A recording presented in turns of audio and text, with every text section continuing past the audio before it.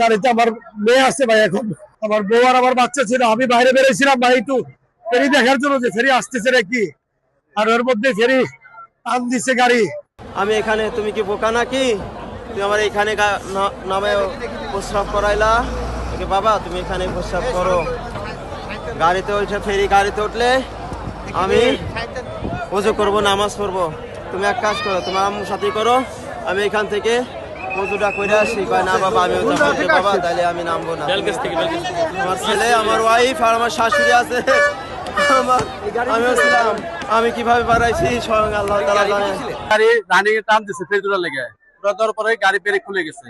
Break খোলার কারণে এই গাড়িটা এখান দিয়ে বাজার মানে চেষ্টা করছিল, মানে ড্রাইভারে খুব মানে কাতে করছিল যে বাজার লেগে তুমি বাজে নাই অতিরিক্ত না করার কারণে ফেরি ডাইরেক্ট উল্টে মানে এবার নিষ্পেল নামছে। নিষ্পেল নামে আটা উল্টানতেছে, উল্টান দেওয়ার পরে মনে করলেন যে এইভাবে মনে করলেন আস্তে আস্তে তলায় গেছে। যাত্রী আসলে মেলা যাত্রী ফুল যাত্রী ছিল, 5-7 লোক বাঁচছে, তারপর আর বাঁচে নাকি। খুব ফুল যাচ্ছে, বড় শীতের বাজার তো। রাজবাড়ি কালোখালীতে যে গাড়িটা আসে সৌহার্দ্য পরিবহন, সেই গাড়িটাই পড়ে গেছে এভাবে ডাঙে একদম ব্রেক ফেলে।